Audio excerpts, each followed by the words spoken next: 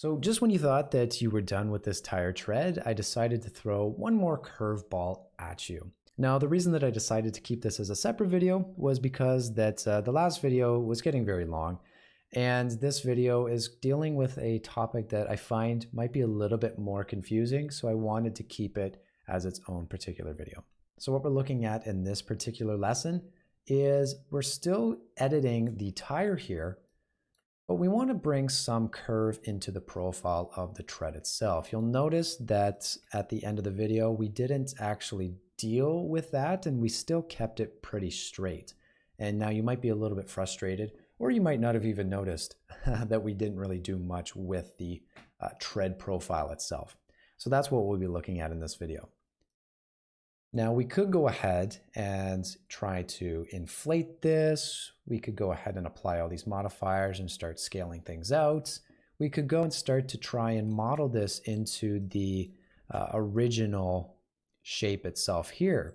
And this is probably the closest way that we're going to be doing it. But again, if you've seen anything I've done, or if you've spent time watching the last video, you'll know that I like to work pretty non-destructively. And so we're going to be continuing that theme. So what we're going to be doing here instead is I'm going to create a new object called a lattice. So let's go to the Shift-A Add menu, and you'll see that lattice is an option all in itself, and it doesn't give you any options.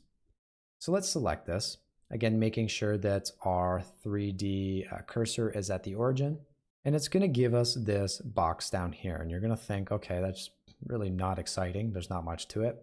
And you'd be right. There really is not much to it, at least initially. But what we're going to do is I'm going to just hide all of our previous modifiers. We can keep the bevel modifier if we want, but I want to get it back to a stage where it looks like our strip that we initially did. So what I want to do with this lattice modifier is I'm going to come into its data properties, and let's go and set the W coordinate, or the W slider, down to 1. So it uses UVW, but essentially these correspond to X, Y, and Z directions respectively. I suspect it uses the UVW coordinate system just to not confuse you with the location XYZ or rotation or scale systems. So now that we've set this down to 1, I'm going to go into top orthographic view by hitting 7. And I'm just going to go into wireframe so we can see these sides here. And in object mode, this is one of the very rare instances where you don't want to go into edit mode, but actually stay in object mode. And let's go and scale this out on the X so it fits the width of the object that we have, our tire strip. And I'll move this over here in object mode again and scale it on the Y so that it fits inside of our lattice, so that we're going to have something kind of like that. Now let's select our tire strip and add a new modifier if we take a look. And we're going to want to use the lattice modifier, hence why we used a lattice. Now again, this is going to be kind of particular to where we slot it in our modifier stack. And where I want to put it is going to be directly after our bevel modifier. So we're going to be doing our beveling first, and then Blender's going to calculate whatever information and modifications we're doing with this lattice modifier. So let's make sure that we select our lattice first. And you'll notice that it's not doing anything. And why did I even bother, setting up this lattice? Well, what this will allow us to do is effectively non-destructively model this mesh here.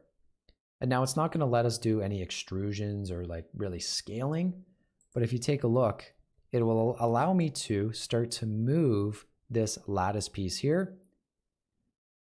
and it's going to take some of the original model with it and map influence to this particular vertex. And you can see that we can do that with any one of these here. I can move it up or down, and we can just kind of do whatever we want without destructively modeling on top of our original model. So what I'll do with this lattice selected is I'm going to make sure that we have a resolution of 5 for the X, and I'm going to have a resolution of 3 for the Y, so that we can kind of better fine tune the areas that we're going to be kind of pushing and pulling and, you know, inflating effectively is what we're doing in this tutorial. So if I go back to our tire strip, and let's put our array and our curve onto here, and I just keep an eye on what we're doing with our lattice here. If I select this center piece and I go and select proportional editing up here, if I start to move this on the Y, you can see that what it's doing is effectively inflating out our tire. And I'm just going to come at it from this angle here, but again, I'm still moving it on the Y axis, and I can scale up the proportional editing. We can have it kind of go in this weird kind of wacky cartoon type of like indentation into the tire. You can really do a lot of cool stuff just with this lattice modifier. And even too, if I want to move this little lattice on the Z axis, you can see we start to actually twist the tire tread, and you can get some interesting looking patterns this way as well. Now that's not what I want to do for this video because we've got our tread set up, but what I do want to do is just kind of push this out on the Y axis a little bit. And what I might actually do is enable our subdivision surface modifier to get some nice rounding. Maybe what I'll do is kind of push this out on the Y a little bit there, so that we're starting to get some of that rounding on the top of the tire. And you'll see if I go ahead and just slowly push this out a little bit more,